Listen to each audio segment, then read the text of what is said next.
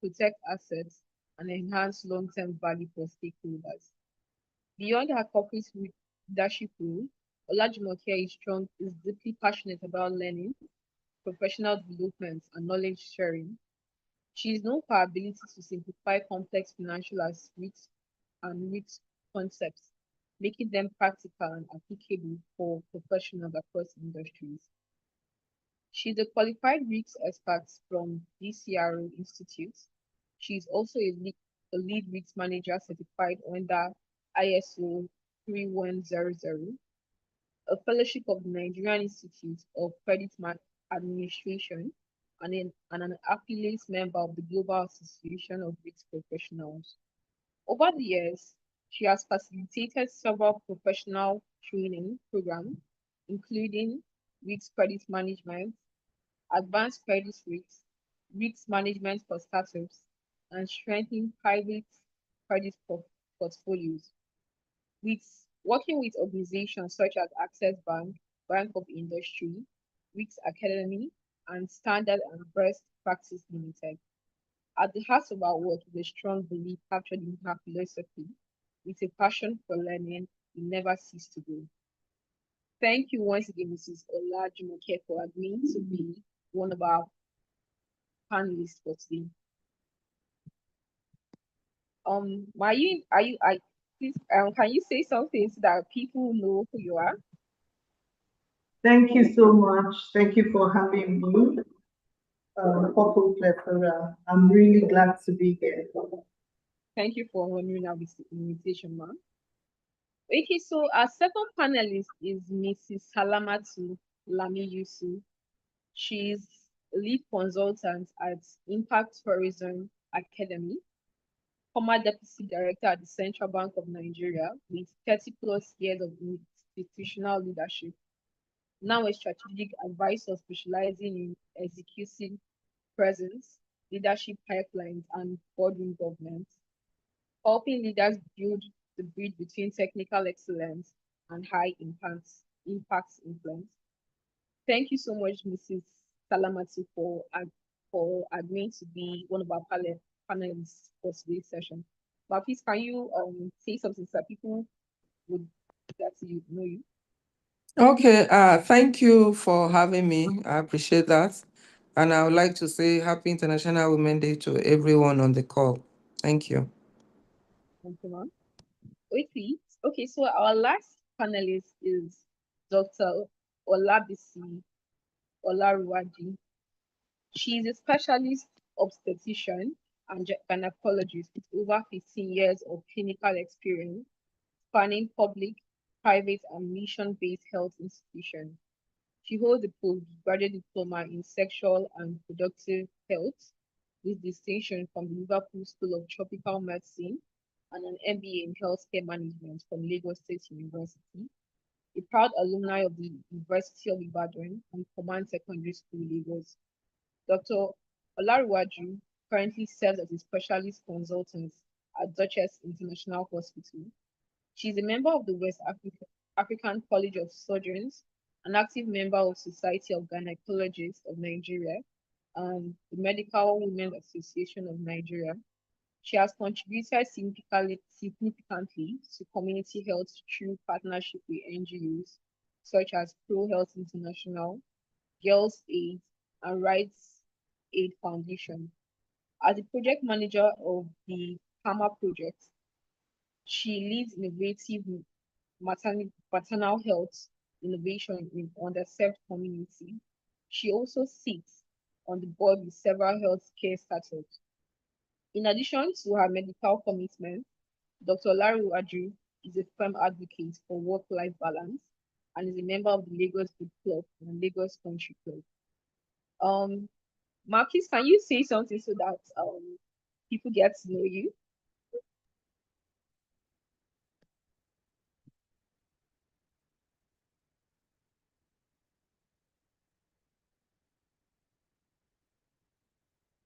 Hello, Dr. Olabisi, are you on the call? Please, can you say something so that the participants get to know you?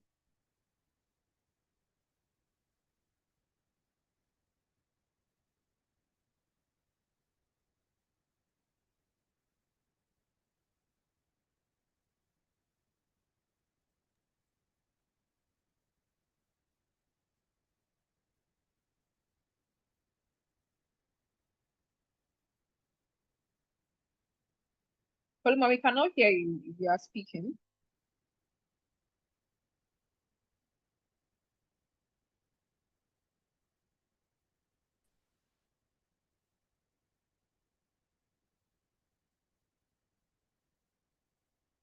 Okay, so I'm guessing she has issues with her network, but she's on the call.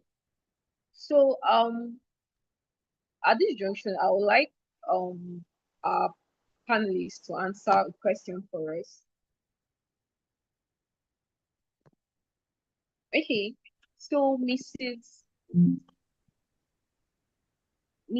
Olajumoke and Mrs. Salamatu. So please take turn each to tell us one thing in your career. What is one thing? Someone's mic is on. Please mute yourself. Thank you. Okay, so over to our panelists. In your career, what is one thing you deliberately choose to give aside money and because most people think it's only money you can give. So what's one thing you deliberately choose to give? Like mentorship, time that has improved your career?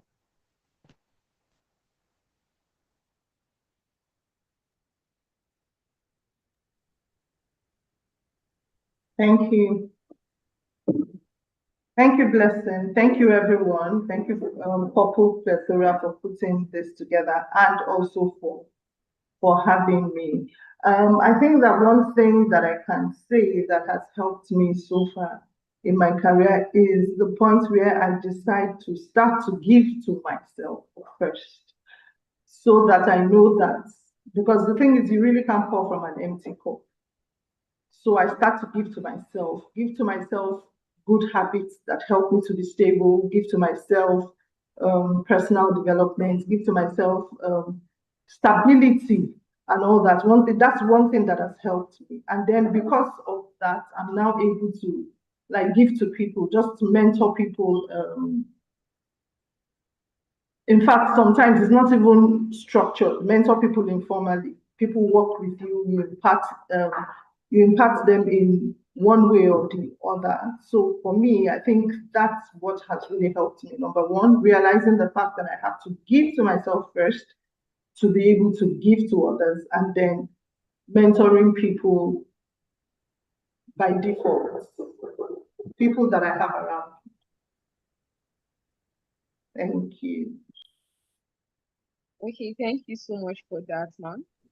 Okay, so Mrs. Salamatu, what about you?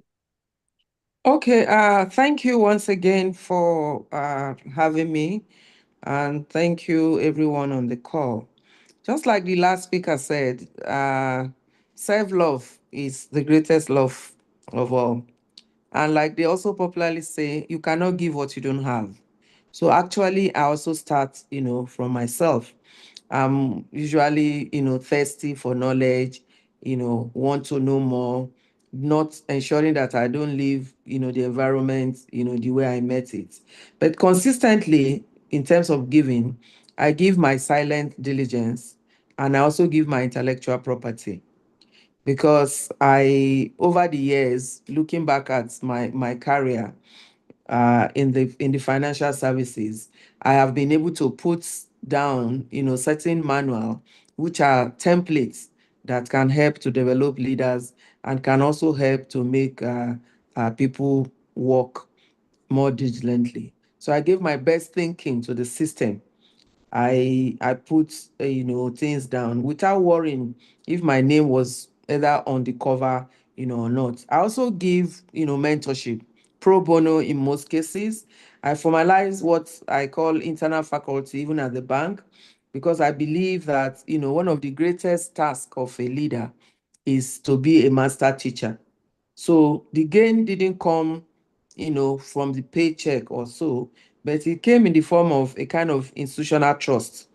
Because as I give the system my best consistently, the system eventually finds it impossible to function without me.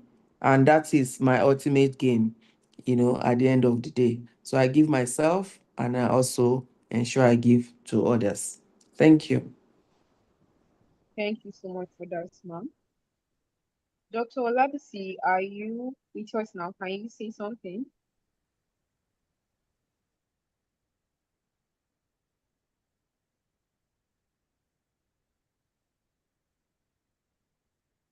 Good afternoon. Can you hear me? Yes, ma, I can hear you. Okay, thank you very much. I was speaking earlier. I guess some technical glitch. Um, Thank you for having me this afternoon. I was saying earlier that I'm hoping that we have as many males as females as we have on this call. And happy International Women's Day to us all. Yeah, so beyond self-love comes purpose. And I think one of the things that has been remarkable in my own career is the act of selfless service. I was able to determine early in life or early in my career path that self-service was always going to pay off. And so I gave my time, I gave empathy, I gave patience, I gave a lot of personal sacrifices that over the years I am convinced has paid off in my career, mentoring people, supporting colleagues, building network that I think at this point I reap in multiple folds from. Thank you.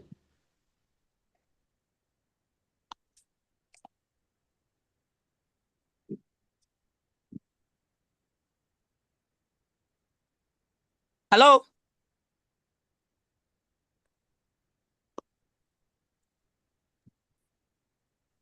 Okay, thank you so much for that, ma'am.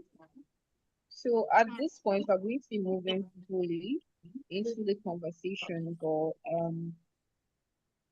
please give me a minute to confirm if the post is available to join me. Sharon, go and put rice on the burner.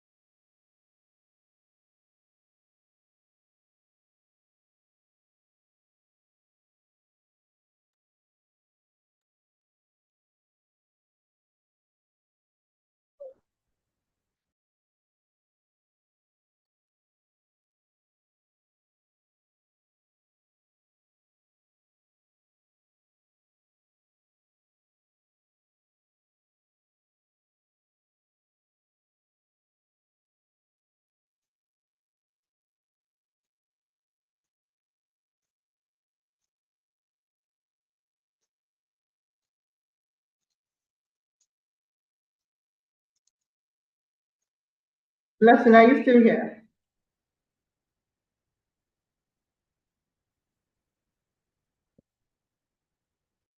I was just checking too because I can't hear her.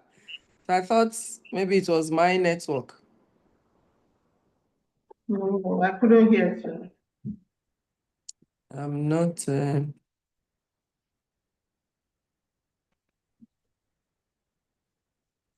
thought Jeep was calling.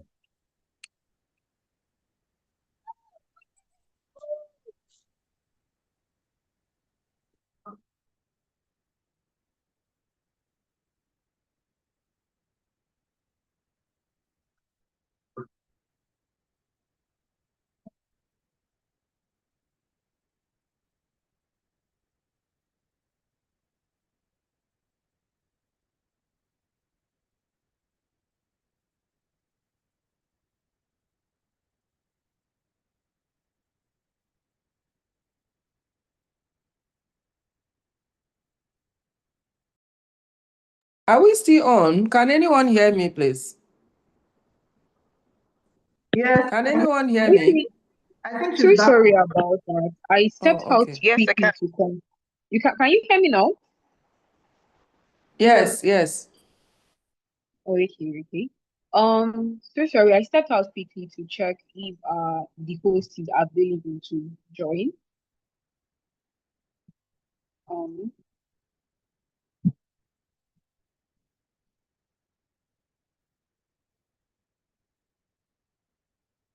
Please can you confirm if you can hear me again? Yes, listen, I can hear Yeah, you. we can hear you.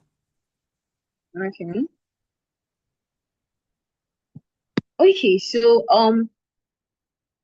the first question I have for our panelists is we're going to answer it in this order. The first person to speak would be Dr. Olabisi. Okay, so Dr. Olabisi, what value are you currently giving, and what value do you intend to start giving?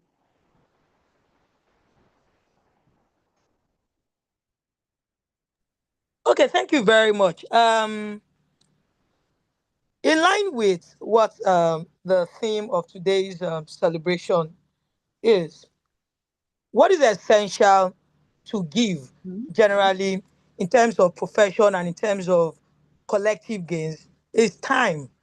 It's kindness, it's mentorship. Currently, I know that I mentor a lot of persons. I also give empathy to patients because I work in the health sector. So, and Okay. I give that extra that patients require.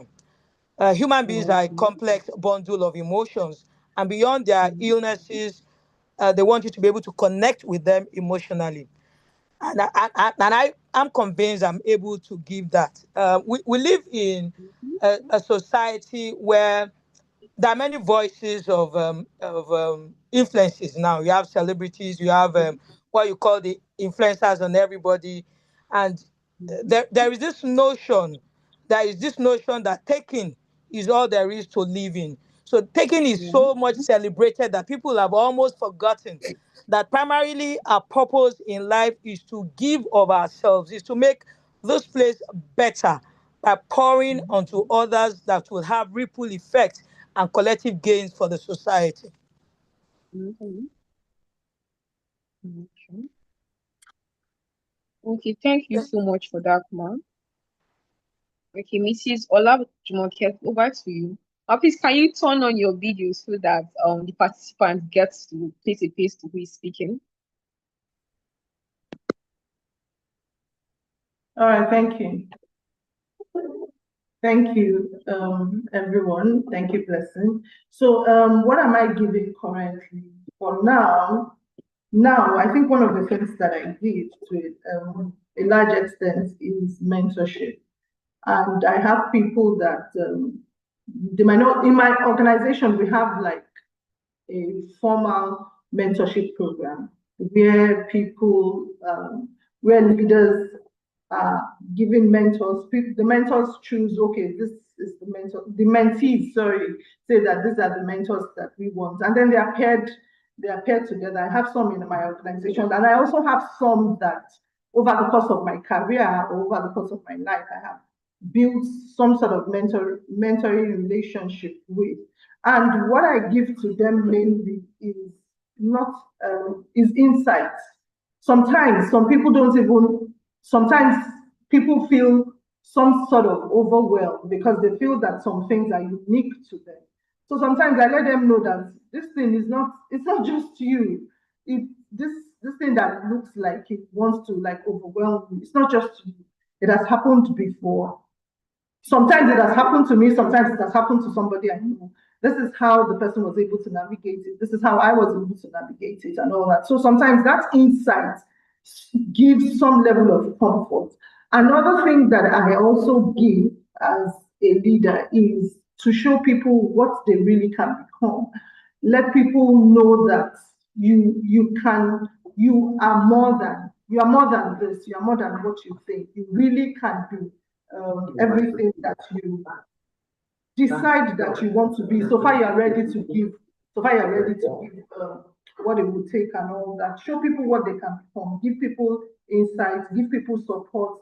Let people also be accountable. I sit down when I started my mentorship session with my mentees this year. One of the things I did was, first of all, let's go back to last year. What were the things that we said we were going to do last year? Where are we now? What hindered you from doing what you said to yourself that you were going to do, and what are we going to do differently this time around? So insights, support, show them what they can really be, and then give some level of accountability. I think that's one thing that I'm giving now. Thank you. Okay, thank you so much for that, Mrs. Olajumoke. Mrs. Salamatu, over to you. Yeah, okay. Thank you very much. I hope my video is on. Yes, my Hello, video is can we? on. Okay. Yes, So ma'am. thank you very much, everyone on the call. One of the things I ensure that I give my expertise. I also I give empathy, and I also give listening, because it's a great thing to make the other person feel, heard. And once you give the other person a space to feel heard, you also gain their psychological safety. So, and with that, once you have their psychological safety, it becomes very easy to also for them to be able to open up to you, for you to be able to mentor them. So through that, I do a lot of mentoring. I remember a case in point in my during my time at the central bank, because at the point I was the head of learning. And the promotion process there usually starts with writing exams, and then eventually you now sit face to face with the leadership of the bank in a promotion interview. And each time those interviews are done, they come back with, a lot of concern about how people are afraid to speak out. People cannot even, speak. And that also gave me a concern. And I'm like, okay, so how can I come in? And I said, okay, I should be able to give a solution. So I now started a pro bono public speaking session so that I can build the presentation skill of people. So what did I do? Because it was a free one. I now sent email to all staff to indicate if you want to improve, your public speaking. That is actually a case in note. And that went a long way, to up people's skill in that area. So those are some of the ways, that I give. And that is actually a legacy that, I have left behind. Thank you very much. Okay, thank you so much for that, ma'am. So our second question, our second discussion is going to be this. So many professionals focus on visibility before value. How can women intentionally create value first, even when no one is watching? I don't know if we got that right, but I'm going to repeat the question again. So many professionals focus on visibility before value.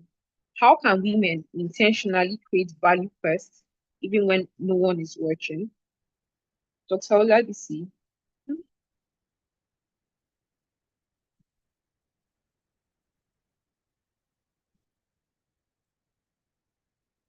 Thank you.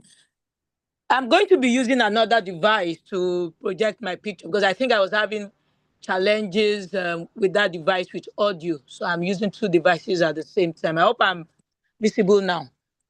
Yes, ma, you Thank are. you. Great. So in terms of being visible before value, I'll say that it's like putting the cart before the horse. Once you create value, like one of the speakers said earlier, you become sourced for. I'll give you a quick practical example so that I don't make this too theoretical. I remember a couple of years ago, a mentee of mine had written a program, sort of like an electronic medical record. I wanted somebody or one company organization to adopt. And it was going around trying to market this, and it became a challenge. And while speaking to an older professional, it was advised to say, can you give this pro bono to an organization? Can you hear me? I can hear you. Okay, because I was hearing some noises in the background. And it was advised to give that particular program to an organization, preferably a big organization, to start to utilize it. Now, the thinking, the rationale behind that is that you're going to gain a couple of things. One, because there's an organization using it, you're going to get feedback on how effective or any defects that your program has. Two, if that organization has any technical challenges with that program, naturally they will reach out to you to come fix it, and then you can charge for it. So even though it looks like you're not earning immediately from that program, in the long run, you're going to learn from it. You're going to earn from it rather. So that's an example of when you create value in a system. When everybody identifies you with adding something to the effectiveness, to the outcome, it's only natural that you will be sought out for. So in terms of career growth, in terms of presence, in terms of making impact, it's important to ensure that you have gotten to the point where your value cannot be shoved aside, and then you will be visible naturally. It's just a natural order of things.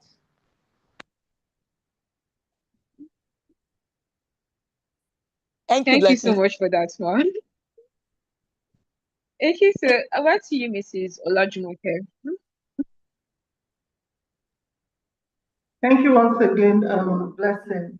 So for me, when you are talking about value before visibility, I'm someone that the great part of my career, I was at the other extreme. And when I say I was at the other extreme, I was the type of person that I just like to sit down, do my work, and just go home. I don't want to be in any. I didn't really want the visibility that came with the value that I was adding. So I want to give a balance to this, because I am coming from one extreme. I'm the type of person that you can have a presentation, I can sit down and work on everything and do all the work and do all the research, and then give it to someone else to present, because I didn't like to somehow be visible. I didn't like to be in the spotlight and all that. But what I do for people now is, even though you give value before visibility, visibility is also important. So we need to understand the fact that visibility is important, but then value comes before visibility. So don't be at the two extremes. Don't be at any of the two extremes where you want to just sit down, do your work, and just go. You don't want to be visible. You don't want anybody to see you, or you just want people to see you without giving any value. So you need to combine the two. In the course of your career, you will discover that you actually need the two. But then the one that is more important is value. You give value first. You profile solutions. You give clarity. You build. You sit down. You build. You profile solutions. You're a good person to work with. You give value, but also you also be visible. If you have worked on something, be bold enough to say what you have worked on. If you've worked on something, be bold enough to present what you have worked on. And that's one of the things I do to people that work with me. I give you an assignment, you work. If you are the one that has worked on the entire thing, you would come and present it to everybody. Let everybody know that this is what you can do, this is what you have done. So two of them always go hand in hand. Two of them are very important for your career, but you should not chase one at the expense of the other. Don't chase just visibility without adding value, but also do not give value without being visible. If not, you would also have issues. So I'm coming from the point of view that we need to balance the two. Even though value comes first, visibility is also very, very important. Thank you. Thank you so much for that, ma'am. Mrs. Salamatu. Okay, thank you very much once again. I'll start by saying that visibility without value is just noise. For instance, in the banking sector, we talk about asset quality. Your value is your assets. So visibility is just the marketing. So to create value, when no one is watching, you must master what I call the boring. You must deepen your focus on technical expertise. And that means if you are in compliance, for instance, talking about the banking sector, if you are in compliance, you must know the regulations better than the regulator. If you are in strategy, you must understand, what I call the data better than the data analyst. Because when you do what I call deep work in the shadow, you develop a quiet authority. And visibility of value is a compounding asset. So as you deepen your expertise, your technical expertise, and you do your things diligently, gradually, by the time you finally step out, the visibility is just chasing you. You don't even have to, call for attention before, it's there. So invariably, we are saying deepen your expertise at the technical, level, maybe like a kind of architectural level. Have what it takes, and the visibility will naturally come once you are giving value, because visibility without value for me is just noise. Thank you. Okay, thank you so much for that, Mrs. Salamati. So at this point, I'm going to be handing over to our host. She is in the meeting, and she's no other than Mr. Shehu Oluwaseun Mary Bobo. Evening, everyone. Thank you so very much, Blessing. Thank you for that good work. And I apologize for entering the room late. You know how you have scheduled, plan yourself. I'm supposed to have been on a flight to Enugu since 11:50. The flight didn't leave Lagos until 3. That's scattered everything. But I'm glad I'm in the room. And thank you everyone for joining. I've been following. Thank you, panelists. Thank you so much for the value you have dropped so far. I've been writing, at least I've listened to the 2 questions that have been passed across. So without further ado, so we don't take much of our time because it's fasting period, we want to round this up as scheduled. I would be leaving the room open now for 2 participants, just 2 for now, to ask a question. If you have any question, maybe it's something you want insight on, it's something you have been dealing with and you would like for them to just give you guidance on how to go about it. Just 2 people. So I would be looking out for the first 2 hands that will come up. So I would allow those 2 people ask their question. So this is particular to us. It's not just ready-made question alone that we are answering. Any 2 people that want to have a question, please go ahead and do that. You can raise your hand so we can call on you. Okay, the first hand is up. Abiola, you have the floor. Please go ahead and ask your question. Hello, ma. Good evening. Good evening. Happy International Women's Day. Thank you very much. My question is out of what is going on presently. I actually want to find out how to build, when you have an organization or you just have a small scale business that you are doing and you don't have idea of how you can build, how can I be helped on this? Okay, do you want to give some perspective to it so the answer that comes your way can really be helpful? Okay. Maybe your sector. I know. Okay. Yes. Okay. Before now, I have a friend who was also in the work, the kind of work I do. He used to, okay, this is how you charge, but sometimes I lost to find my way around that. I really find it difficult to bill. Yes, billing customer. Yes. Okay. All right. Thank you for that clarity now. So I would call on our panelists, starting with Mrs. Olajumoke Adekombi. Please, you want to help Abiola out this evening? How should she go about her billing to make profit, to build her business, to move it forward? Over to you. All right, thank you. Thank you, Abiola, for that question. I think that some of the things that you can do is, the first thing is to articulate the value that you bring, especially if it is a service. You know, if it is a product, it's usually easier. But if it is a service that you are offering, you need to be able to sit down and articulate the value that you are bringing. And then that will help you to be able to do your billing. Another thing you can do is also conduct research. Okay, the other people that do this kind of thing that I do, you know, the world is a global village now. You can find out almost everything that you need and everything that you want online. Conduct research. The people that offer this kind of service that I offer, the people that do this kind of thing that I'm doing, what do they bill for it and all that. Another thing is also to give value.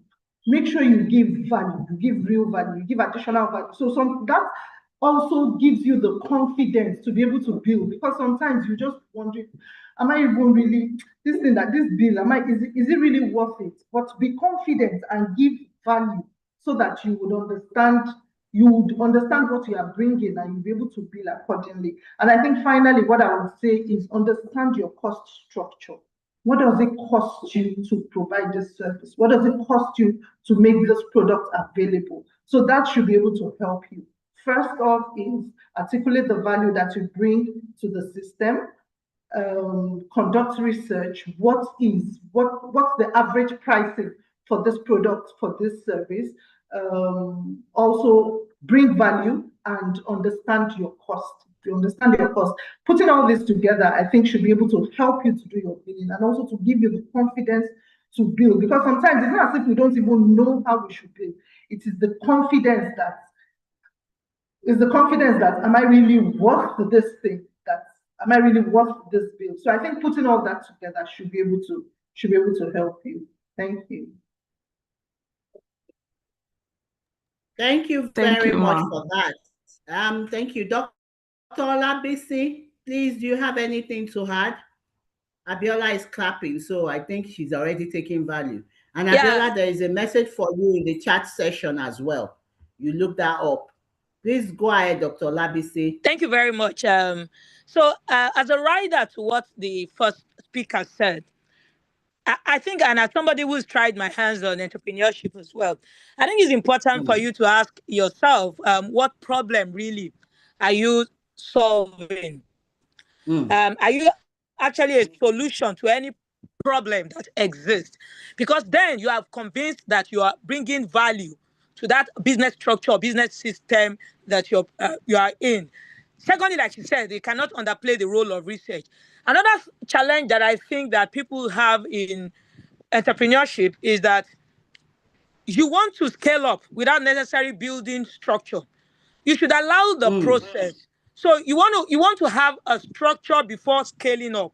So if you have built all your systems and structures and they are solid, then you can then put a value to what you do in terms of the uniqueness of your, I don't know if it's service or sales and production, uniqueness of what you do. For example, in my own field, there may be a challenge costing service, but when you have properly evaluated what you do, you can do 1 or 2 short courses on costing, and then you can cost yourself well. You can value yourself because you're convinced you're providing value, you're solving the problem. You have built solid structures and systems that do not require your person to work efficiently. And then you can put a price into what you do. Thank you. Thank you very much for that. Thank you. And I like the scaling part, because oftentimes it's like we are in a hurry. It's like a child that has not crawled, that is trying to walk. That's an accident waiting to happen. So please, you need to also put your mind to that. How do we scale? We must put system in place. Let everything work with or without you around. It is when things are already put in place, then we can now start thinking of scaling. Thank you so much for that. So I have 2 hands up now, and I would allow the 2. So I'll take Ola Adediji first. Mrs. Salamatu, I'm coming to you. You are the first panelist that will answer Adediji's question. Then if there is need to let another panelist add to it, then I'll take Rotimi Uju Angela. So Ola, your hand is up and you have the floor now. Please ask your question. Thank you. Happy International Women's Day to everyone. And please don't mind my husky voice this morning where I am. And thank you everyone for sharing. Appreciate all the perspective from the 3 panelists. My question is this, and I think, again, as a way of generalizing, I could say many women really believe in giving value, paying things forward. But sometimes I feel like women are caught in that struggle of being said to be overgiven, and sometimes they get overlooked.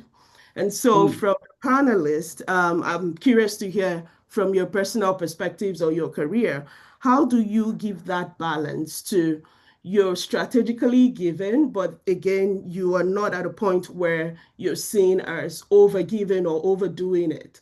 how have you constantly tried to provide that balance? And maybe some insight here would, be good for everyone. Thank you. Thank you for that, Ola. My Mrs. Salamatu, that's a question you will start to give answer to, then maybe we'll take one more panelist to join you. Over to you, ma'am. Okay, like I said earlier, you can't give what you don't have. So, and if you have built yourself up to the point of actually knowing what you need to have, then, sorry, I didn't get that. Is it that I should put off my video or what? Hello? Hello, I can't hear you. Your video is on, so I can see you, and your audio was edible as well. Oh, so please go okay. ahead. So I said, it's about, having the confidence to be who you actually want to be. Because a lot of the time, women, we lack the courage to be who we want to be. And because of that, we don't speak out. Because of that, we also don't set boundaries, because we feel that the more that we are given is the more acceptability that we are going to have.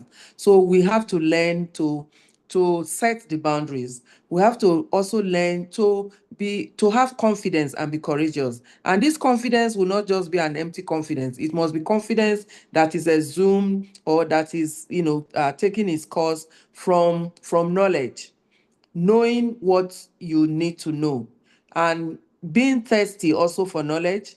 It keeps you at a level where you can stand your ground and know what is contributing most to your KPI, and so that you are not overly given, and at the end of the day, you weigh yourself down by the weight of that which you are giving, and at times you also feel that you are also not being appreciated. So we must be able to have what I call the sovereign leader mindset. You know exactly what you want, you know how to get it. If it's about getting more knowledge, you go out for it, so that gives you the confidence and the visibility, the voice and the poise to be able to set boundaries that are required. Thank you. Thank you so very much, ma. Just a little tip from me. What I do, when you give value to people, you must see that they are actually using the value. So you are not pouring into a open basket. So at times when you notice that this person just keep coming, hey, please, I need help with this, can you advise me? And you realize that they are not using the advice. They're not even really, it's just like they are coming to pick your brain and just drop it. Then I think you should set the boundary, like Mrs. Salamatu have said. Thank you. Olajumoke, please, will you like to add anything to that before I take Rotimi Uju's Angela's question? Do you have anything to add to that, please? Thank you. Thank you very much, Mrs. Salamatu. Okay, so I think what I will add is that first off is when you are consistently giving value, a lot of times you just continue to give and give and give and give of ourselves without articulating what exactly we bring to the table. So sometimes you need to sit down. Sometimes you feel overwhelmed, and sometimes it happens to me. I just sit down and say, what is the value that I've added to this system? What is the value that I've added to this thing? What is the value that I've added to this place? And then articulate it. When you do that, it gives you some level of confidence. It gives you some level of confidence when you articulate the value that you bring. And then also try and set boundaries, like Mrs. Salamatu said. Sometimes there are some assignments that are really not for you, especially when you are in leadership. There are some assignments that are really not for you. Learn to delegate what you need to delegate, so that you can even have time for the things that add value. And finally, sometimes when you are continuously and consistently overlooked, it might not be a new problem. It might be the problem of where you are. So it might be a decision that you might need to take. So if it is a continuous thing, there are some places that no matter the value that you bring, it will be consistently overlooked. Except there is something exceptional that you are getting from that place that is bringing value to you. You might want to have other options, especially if it is continuous, if it is consistent, and if you have looked inwards and you are sure that you are really adding value. You might need to make a change. So for me, that's the additional thing that I want to add. Articulate what you bring to the table. It builds your confidence. And then if it is consistent and you know that it is not a new problem, you might need to make changes. Thank you. Thank you very much. Thank you very much for that. Thank you. Abiola, chat, please check the chat section. Some suggestions are still coming up regarding your question. Thank you. So let's go to Rotimi Uju Angela. You have the floor now. Please ask your question. Okay, good evening, everyone. And I wish everyone happy International Women's Day. Thank you. All right. I have 3 important things in my life that I value, like the job I do, my home, and my music. So I have a problem, juggling through these 3 things. I'm on a job that is so demanding, it keeps you on your toes. I close on average like 5, 6 every day on average, and I have a home to keep. Of course, I want to be very good at my job. I want to be a good person at home. I want to be the best wife for my husband and children. Then I have this passion. I sing. It keeps it. I am passionate about it.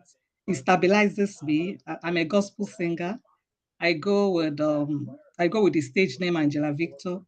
So when I'm in the studio, it brings my BP down. I just love it. But the 3 needs commitment. You need to be committed to your job to excel on it. You need to be committed to your home to be good at it. You need to be committed to music. Music is not something you do by the side. You need to be committed to it. So my question is, I try to juggle the 3. I've thought of dropping some. I feel like there is none. Is it the home? You can't. Is it the job? I need the money. Is it the music? That's my passion. So I want to, maybe I can get something new to add to what I'm already doing, so that I'll still maintain my mental balance. I'll still maintain my sanity. I just want to be successful in the 3. How possible is that? Please, what do I do? I'm carrying the 3 at the same time. And I want it to succeed. So that's my challenge right now. Okay, all right. Yeah, my panelists, it has been laid on the table. So starting with Dr. Olabisi, what do we advise Uju? I think that's going to be a very relatable question or situation for most of the women. Exactly why I came to your table first. Exactly why I came to your table first. Yeah, and I'm going to be very truthful and honest with you. There's a difference between perfect balance and balance. From my own experience, and that experience is my personal living and learning from women who have gone ahead and other career women. Perfect balance may be an illusion. It may never exist. But balance is possible. There is a thin line between the 2. So what I will say is you need to prioritize. You need to prioritize what is most important and in what season. What I mean by that is family will always be very important. So you've got to know that, this is the period where I have young children need me. This is the period where maybe my partner is also having a lot of career challenges or growth processes that may not allow so much time, and balance these things with your passion. Your passion you can bring in, career you can bring in, but thinking or assuming that there will be that perfect balance where you can give equal energy as you desire to all the things that you want to pursue at the same time may not actually be realistic. So you need to find that rhythm of what is good. Yeah, that's the word. It's the rhythm of, sorry? I'm hearing some noise in the background. Is the rhythm of Sorry, please, sorry about that. Someone just joined and the background noise came from them. Please go ahead, ma'am. okay? So is the rhythm of giving what is reasonable to each of the things that you want to achieve per time, per season, as determined by you. And there's no one cap fits all. It's your personal truth that you need to tell yourself that in this season, what can stay in the back burner, what needs to take priority. And I think you'll find your own solution. Thank you very much for that. Thank you. And thank you, Olajumoke, for typing that out. Know what is important and in what season. So, for example, you might want to take your leave, but plan ahead that during this leave, I want to dedicate it to my songwriting, my recording. Just know what to do. Mrs. Salamoto, I'm coming back to you, ma. Please, I want you to add some more to what Dr. Olabisi have dropped for Uju. Okay, thank you very much for that. I think in addition to what Doctor has itemized, I think it's also important too that she must also enlist the support of her spouse and also that of the family is key, because without that support, there is no balance that whether it's perfect or just whatever we call it, that you'll be able to achieve. So if you have been able to enlist their support, you can see that where one is about to suffer or something, you see that that support will also is also Hello, into ma. me. Okay. Hello, you can't hear me? Yeah, I lost Can you you for hear? a bit, but I lost you for a bit, but you're back Okay, on. okay. Please go ahead. I was just saying that I have a lady who is also into music in the Nigerian phase, and the husband happened to also be a policeman, and she's fortunate that she has a high level of support from the husband. And what that did for her is, can we see hear me? Yes, ma. Hello? Okay. And Yes, what I that can did hear you, for ma. her, for instance, they were able to agree and put on hold certain aspects of the family. For instance, her musical career was a bit at the background because they all agreed that, yes, we want to have 3 kids. After those children, then this can happen. So with that support and that sitting down together to have this kind of conversation, everybody will now be able to give his support, play his role. Even the children, looking at their age, we might think that these children are small, but by the time you also engage them and say, look, this is where we are, you will also be able to get some valuable insight and advice even from those children, so from your family. So I would say, first and foremost, you have to enlist the support of your spouse as well as that of your family, and so that you also be able to make the both ends meet. Like we said, most of us women are also caught in that kind of a web. And by the way, Uju was my staff at the bank. I also never knew that she Oh, was actually into music until now. So it's music. actually good to know. Thank Good, you. good, good. You see, you're Yeah. selling market. Uju, I will send you your advertisement bill. Now I've used our platform to sell market, so you get your bill in the box.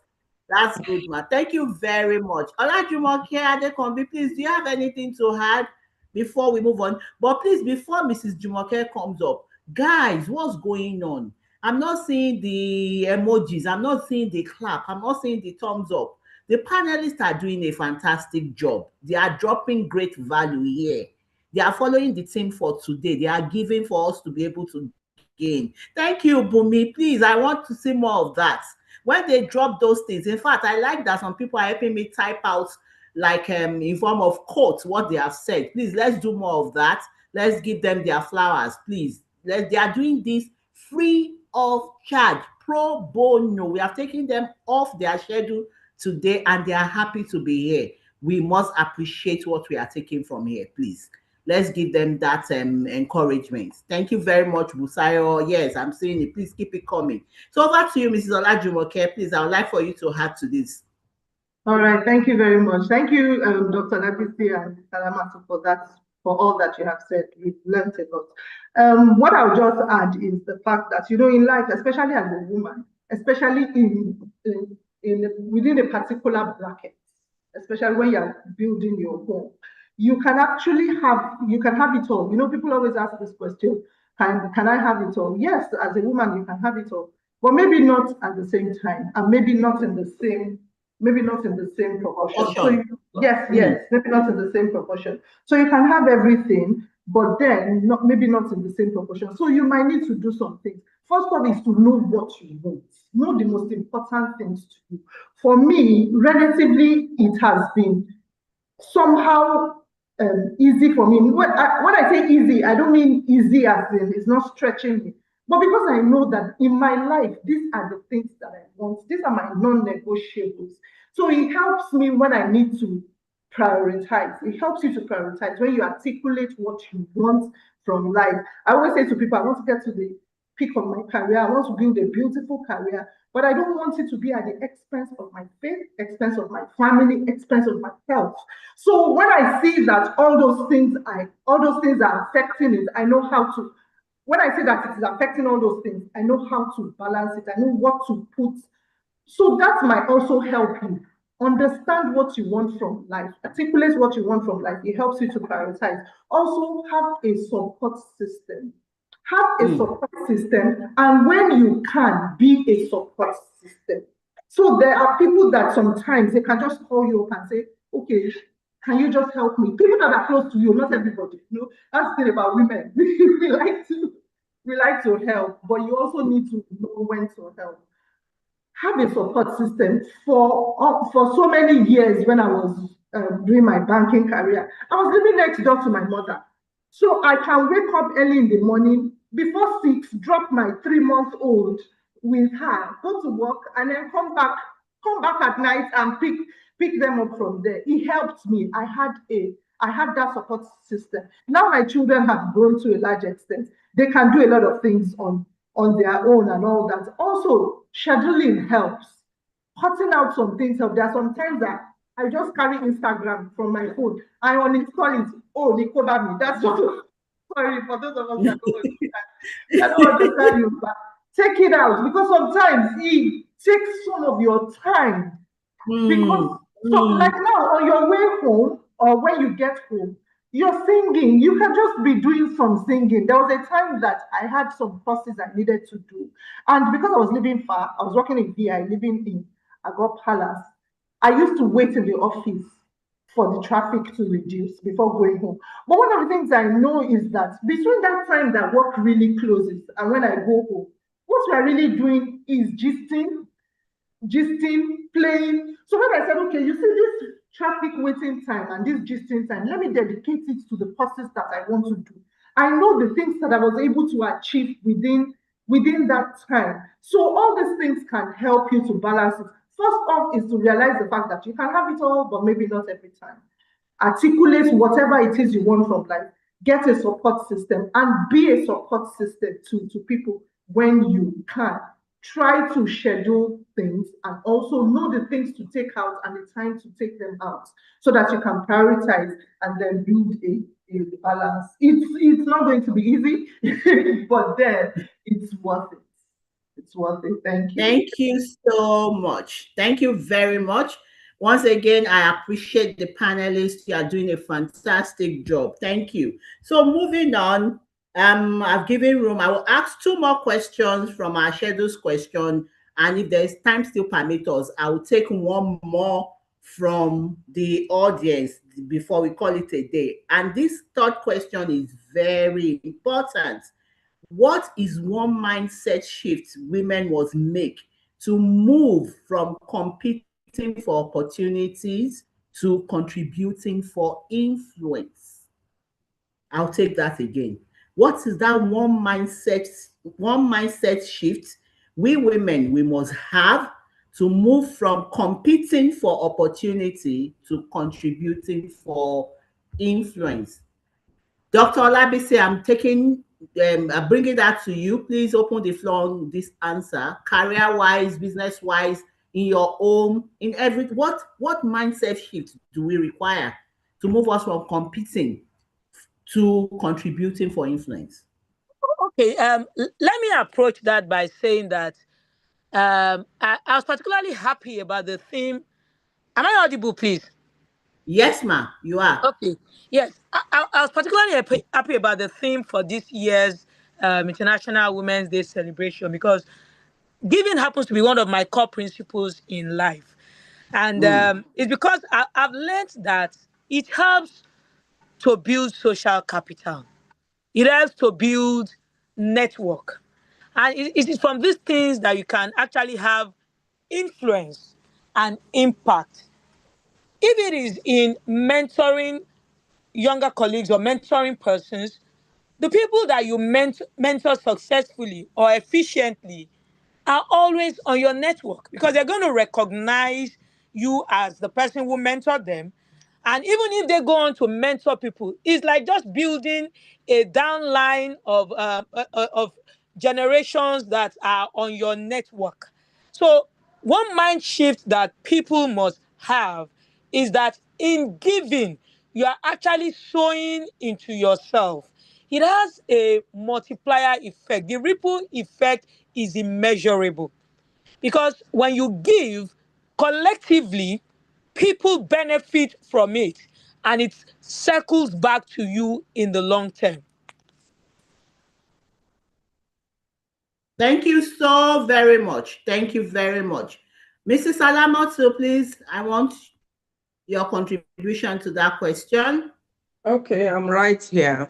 So I would just say that the shifts that we have to make is to move from what I refer to as scarcity mindsets to move to a legacy mindset. Legacy mindset. What is that thing that leads to the competition? It's because we believe that there's only one seat at the table. But we begin to make influence when we realize that we can also build this table. Yeah. And that is moving us away from scarcity to legacy mindsets. We must also stop to ask, how do I get picked? And we should start asking questions. How do I make, a mission successful? How do I, contribute? So the moment we realize that we can actually contribute, then that contribution becomes our influence. And then we are no longer a candidate. We now begin to see ourselves as catalysts. For instance, in my career, I stopped competing for title the moment I started contributing to what I call the succession, pipeline. So for instance, I realized that if I mentor like 10 women, for instance, to be better than me, I'm not losing my power. I'm not losing my significance. But what have I done? I have multiplied my influence by those 10, people that I have mentored. So we must move from owning the room to equipping the room. That is what I refer to when I say legacy mindset. And then we must also make a sovereign shift, because any leader who has a sovereign leader mindset is not afraid to pull people up. He's not afraid to build other people. He's not afraid to build bridge, because the more, the merrier. Thank you. Thank you very much, Matt. Thank you very much. Those are powerful. Legacy, succession. Build the table. If you think it's limited, expand it, create it, shatter glass ceilings. Thank you very much. Mrs. Olajumoke, please, I want your contribution on that, please. Thank you very, very much, Mr. Alamoto. Yes, I think the major mindset is somehow in line with what Mr. Alamoto has said, and the major mindset is to move from scarcity, like she has said, to abundance and legacy.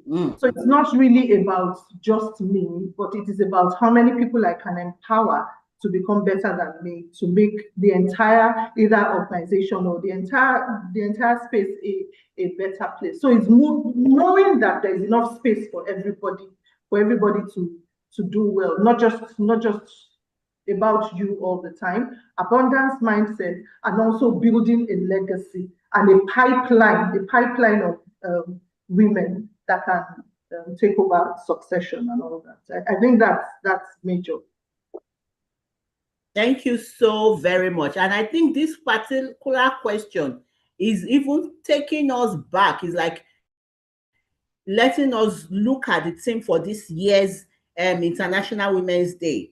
The theme is Give to Gain, which emphasizing that investing in women and girls by providing support, opportunity, and resources creates a stronger and more equitable society for everyone. So thank you very much, Mrs. Alamato. I have taken that with me. Move from scarcity mindset to building a legacy, reproducing yourself in people. So I'm going to ask my last question, and I will open the floor again. So if you are in the room and you have one question or the other you want to ask, please prepare to ask your question. So please, okay, let me ask two questions because the last one is an example so we can learn from it. So the fourth question for today is, how can a woman position herself as indispensable in an organization through strategic contribution rather than self-promotion? Rather than self-promotion, how do I position myself as indispensable? Mrs. Olajumoke, please open the floor on this.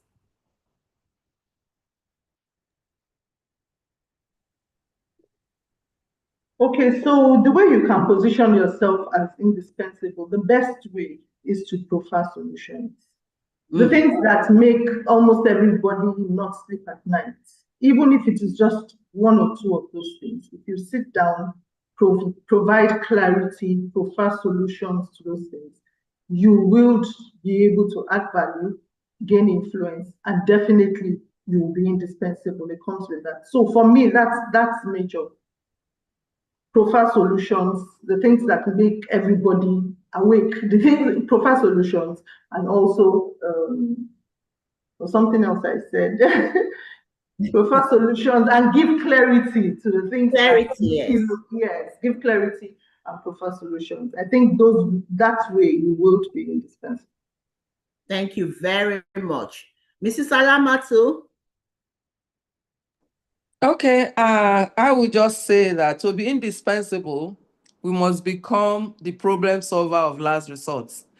You know, my last place of work was the central bank, and the central bank is a lender of last resorts.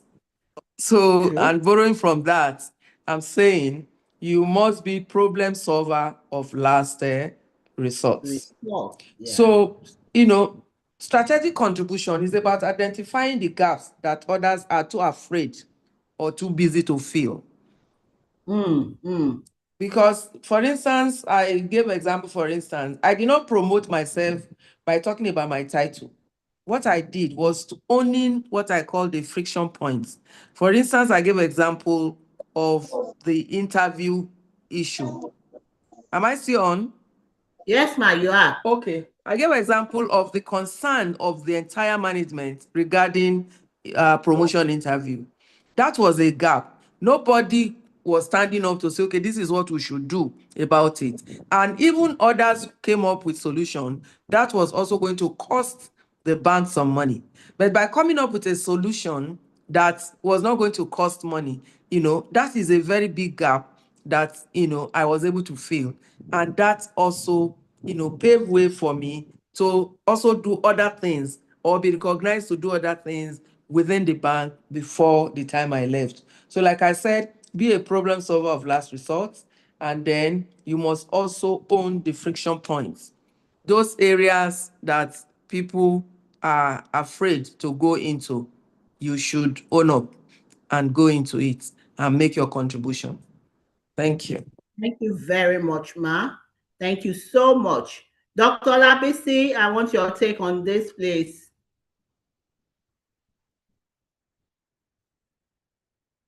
All right, thank you. Thank you once again. Grateful for what the two other panelists have said. Let me just drop this line that the most indispensable person in the room is not that person who is busiest. And beyond competence, beyond skills, beyond solutions, you have to be that person with the extra. I make it more practical. If you ask most employers, would you rather retain that staff who has more skill or that person who is a team player? That person who is willing to take up an extra responsibility, who is willing to give the extra sacrifice, who brings something extra to the room. So beyond skills, expertise, and competence and solutions, there has to be that extra about you that is targeted at collective gain and not self-empowerment or self-fulfillment. That's what makes you really indispensable. Thank you so much. I like that. I like that. At times, you might be the most skilled person, but if you are difficult to work with, the employer is waiting to show you the door, because it's not about having this. We want the environment to be conducive. Be the extra person in the room. Thank you very much. Thank you. So the last question or conversation I'm bringing to the table for panelists is, we want you to give us a real life scenario on the job, something that happened where you provided a solution that is not even in your job description. How did that decision impact your career today? This is not your role, it's not even your job description, but you went the extra mile to solve the problem. What did that do to you? Just give us a real life scenario now. We want to learn so that we know that at times it's not just about this is what my JD said. It's not in my JD, and move forward. And I like that, Dr. Olabisi, you stopped at being the extra person in the room. So please, let's start with you. Can you give us an example of how that when that happened in your career? Okay. Go ahead, so I'll what comes over the top of my head, what comes to mind is how I got my present role as a full employee. I think I was working in a temporary position on that role. And in that 1-2 month period while I was working, 3 things happened that I think got me that role eventually as a permanent staff. One is that I had seen this lab results on my desk, and I felt something was wrong. I could have communicated that result directly to the patient, but I thought, okay, let me do the extra. I walked down to the lab to say, do you want to cross-check this result before I communicate it to the patient? Because I think something might be wrong. And then the laboratory staff looked through and said, oh, I think there is an error in transfer from the work desk to the record sheet and then communicating the result to you. That was looked through. And thinking back, if I had communicated that result without going the extra to check and be sure to the patient, it's something that could have put the organization in a position where they'll be facing legal challenges. That was one. A second one was that we had a very sick patient. We needed a blood product that was going to be gotten outside of the facility. And the process of obtaining funds from the finance unit, that was going to take several hours. And I thought, we need this thing. We're getting from outside. If we have the cash, can we go get it? I can do the transfer right away. And I did that almost immediately. And I think somebody somewhere had gotten this information and said, oh, this is somebody who is good for our team. And so when I went for interview, it was more like a formality, like, okay, beyond having the stuff and having the prerequisite requirement for this job, you are also willing to bend over to contribute to the outcome of a team in this place. So I think that's where I've imbibed those cultures from. You just be, I mean, everybody's got a degree. Everybody's got an MBBS degree. But what are you doing that is extra? What are you doing that requires a little more sacrifice? So that's the example that comes readily to mind for me. Thank you very much. Thank you. Mrs. Olajumoke, I'll bring this to you now. All right, thank you very much. Thank you, Dr. Labisi. Thank you, Sheol, for that question. One instance that comes readily to mind is in my former place of work. I worked in the bank. I was there for about 15 years. So there was a particular team. We had a couple of exits at the time. So there was a particular team that there was now actually nobody there. And there were things that they were supposed to be working on. So what I said to my boss, okay, I would take on at least the important ones, especially the ones that are regulatory. In addition to what I do, I'll take on these ones. And that, for me, is one of the best decisions that I made at the time, because that assignment gave me like a bird's eye view of the entire risk management function of the bank. It gave me industry insight. It opened my eyes to see a lot of things. And that is one of the things that has helped me even till now. Even after I left the organization, that is one of the things that helped me to transition into a CRO role. So that additional work that I did at the time helped me, and it's a gift that is still given. So that's one practical example that I can make. Thank you. Thank you. A gift that is still giving. Even though at that time you were taking on more responsibility with tedious banking schedule and all of that, but the gift is still giving now. Thank you very much. Mrs. Salamatu, please, Yes, bring please. this to you now. Okay, so mine is a short one. Early Okay, in my career at the Union Bank, my job was credit and operations. However, at a point, I saw a massive gap in how the bank was preparing our managers for future, preparing the manager especially for future. And what is that future? Regarding Basel II compliance. It wasn't in my JD to be an author, but I took it upon myself to develop a comprehensive training manual that simplify, this global standard for our managers. And like they say, the result of, is it hard work or is more work or something like that? Hard work. The reward of hard work is more work, exactly. Yes. And that's beyond the JD contribution, pave way to many other jobs for me, in the bank there then. Because any committee they are setting up, anyway, I know this lady has to be part of it. And that also gave me some leverages, exposures, which I'm benefiting, in up till this minute. Thank you. Thank you very much. Thank you very much. The reason why we ask this question in particular, why we want people to share real life experiences, so it doesn't look like we are just doing perspective, being vague about it. There are some rooms, right, that you won't sit in. You will not be at that table. It is your work, what you have done, that will speak for you. So if you are not extra, if you are just doing the barest minimum, if you are just is not my job description gang, you might find it difficult for your work. There will be nothing your work is going to say for you. You hear Mrs. Salamatu saying, they will say there are some things, they no, this lady must be a part of it. It was because of the previous things she has done. So in giving, please don't think it's a waste. Nobody is even rewarding me. Nobody is saying it. The day you will reap from that is coming. And I like what Jumoke said, even after she had left her previous organization, that giving herself to take on extra role is still helping her in her current job today. Thank you very much. Thank you to our panelists. Please, I would like us to give them emoji. Even our panelist is thanking us that she's glad to be part of this resourceful panel.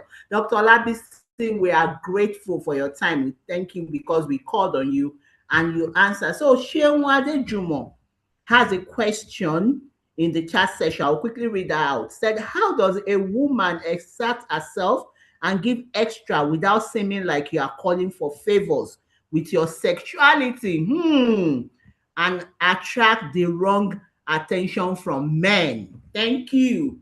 Bumi, I've seen your hand. I'll come to you. Please, let's deal with this question first.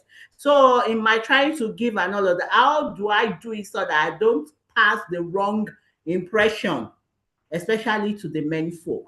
I'll start with you, ma'am, Mrs. Salamatu. Please help Shewade Jumo here. Wow, it's really, a tough one and difficult one, because unfortunately, the opposite sex at times they mistake your friendliness to mean that maybe you're asking for something. I have a very I have an experience which, each time I remember it, I feel, I had this boss. We work diligently. There has never been any conversation regarding I like you, I don't like you. Then one time, then I used to live in Lagos. I went on a training in Ibadan. I was in my hotel room at about 10:30 or so. They called me from the reception and to say that so and so was there. He wanted to, talk to me. So, and I was like, oh, that's my organ now. I'm like, oh, is it too on training? So, and I picked up the phone, we greeted, and I said, what's your room number? And I said, this is my room number. And he came. He came 20 minutes, 30 minutes. He wasn't doing that. He wanted to go. I started yawning for him to know that I'm tired. He wasn't. So until I had to say, I want to sleep, Augusta. Maybe you can start going. He said, no, that is not going anywhere. He actually came to see me. I said, excuse me, you came to see me? So long shots, I had to literally walk him out. And I told him that I know that the next thing I'm going to be expecting now is for you to start victimizing me. But he now said, no, he was not. I said, okay, but I'm going to just assure you that, look, this thing that happened, as far as we're concerned, I will assume it never happened. And what that means, nobody is going to hear about it because it's going to be an embarrassment for you. Nobody is going to hear about it as long as you don't start using that to victimize me. The moment I see that you want to start victimizing me, the whole office is going to hear it. Why did I say this story? We must set the boundary. We must also let them know that, yes, even though I am friendly, it does not mean, something else. And whenever you have to make contribution, make it, in fact, be fair, be firm. That's just the way I want to put, I would like to put it. Because for instance, in my early days too, at the age of 29, I became a widow with 3 children. And every man around, as far as they were concerned, oh, this is a target for. So even when you are working with people in committee, whatever, the kind of, attention they give to you is because they are looking at, this person must be starving of sex because she does not have a husband, So, but you must stand your feet and let them know. And then you must also ensure that in terms of your job, you are not found wanting. In terms of knowledge, you must go the extra mile to prepare yourself. Make sure that everything that you are doing is based on let your work speak for you. With that, you are not going to be either taken for granted, you're also not going to be misread. Because even where you are not, they'll say, that one, no, she cannot, don't expect this from her. They are able to know where you stand. Don't sugarcoat it. Let them know what you can take and what you cannot take. So I don't know if this has been helpful in any way, but I think these are ways that I have also been able to, solve such problems in the past. Thank you very much, ma'am. Be fair and firm. Thank you. Dr. Labisi, please, I want you to quickly contribute to this. Then I'll take someone's hand was Bumi. I'm wondering what else I'm going to add to that beautiful example as laid by Mrs. Salamatu. But she said it all. You have to be very unambiguous and don't put yourself in situations where you need unnecessary favors. Let your work, let everything you do be based on competence. By the time you start to require that little push that is based on favoritism, that is based on, and you begin to put yourself in awkward situations. So anchor what you do on your competence. clear boundaries, and let your communication, either verbal, either non-verbal, be unambiguous. Thank you. Thank you so very much. Thank you. All right, Bumi, I see your chat that the hand was raised in error. No problem then. Mrs. Olajumoke, please, I want your take on this. Honestly, like Dr. Labisi said, there's not much to add to what Ms. Salamatu has said. And it is the fact that you need to draw boundaries. You need to let there be boundaries. Let people know where you stand. The thing is, sometimes over time, people even know what you stand for. So they don't even, after some time, they don't even bother. They'll say, no, that one, leave that one. Leave that one. She's not in our WhatsApp group and all that. So let people know what you stand for, and it will get more difficult with time for them to start asking for things like that. And also, in addition, Dr. Lapisi already said this, to do your job and do your job well. So you don't need to start putting yourself in compromising situations where you need favors that would come with all those kind of things. Thank you. Thank you so very much. Like we promised our panelists and everyone that was to join this session, we will not take this beyond 6 o'clock. So I'm going to give the next 5 minutes, 7 thereabouts, to take in your contribution. Do you have any question you want to ask? Do you want to say anything to the panelists? For one, I want to thank the 3 of them. They have dropped very great value on our table today. I really thank you. God bless you. I see that we have some he for she in the room. I can see some men in the room. I want to appreciate those men especially. Thank you for coming. Not saying this is a women affair, you will not join, because the world will become better if we work hand in hand. Thank you very much. I want to thank my schoolmates that are here. I see some of you in the room. Olaomi, Oluwaseun. Thank you very much. I appreciate your coming. And to everybody in the room, thank you. But right now, I will stop and see if there's anybody that have any contribution, question, you want to ask anything. Do we want to ask anything? Meanwhile, while we are doing that, Olabanji and Blessing, please let me fish out the flyer for our training executive program. I would like to talk about that briefly. Okay, if you don't have anything to say to the panelists, I'll give them 1 minute each just to say their closing remark for this session. And I'll start with Mrs. Salamatu. Please, your closing remark, 60 seconds only. Mrs. Salamatu, are you still with us? Okay. In fact, thank you for starting with me, because I just sent a message that I need to leave. So thank you very much, everybody, for having me. Spiritual intelligence. Yes, spiritual connection. So thank you, everybody, for having me. Like I said earlier, the theme for this year's celebration is not just a fancy slogan.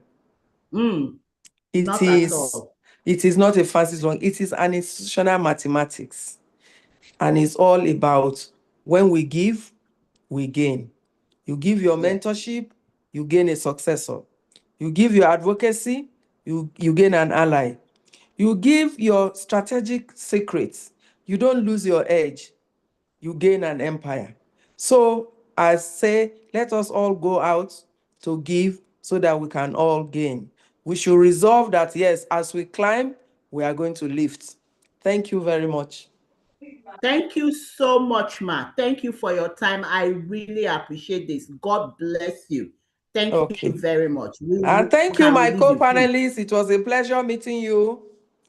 So bye for now.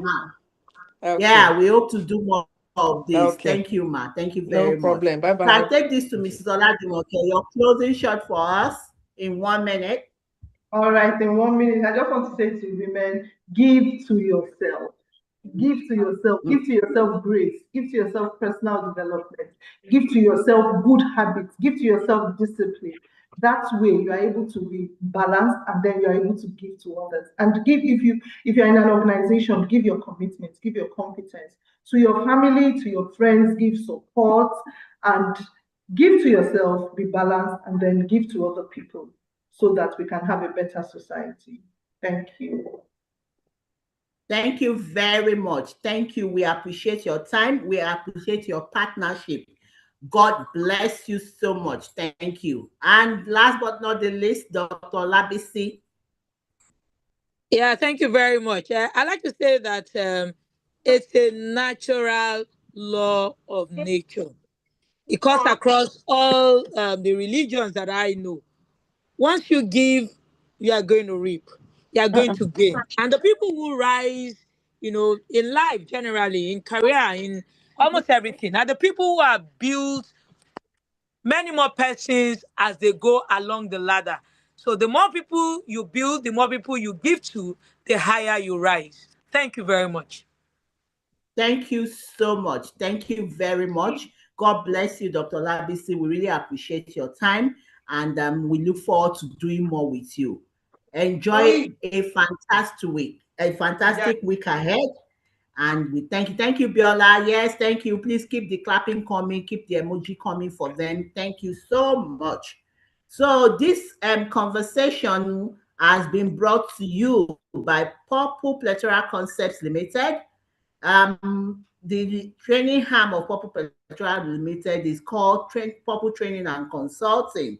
And we have a program that we would like to recommend to people that are executive assistants in the room, or someone who plays that role, who operates in that role. Please, it is coming up at the end of this month. Yes, that's the flyer. If you check the chat session right now, you would see it there.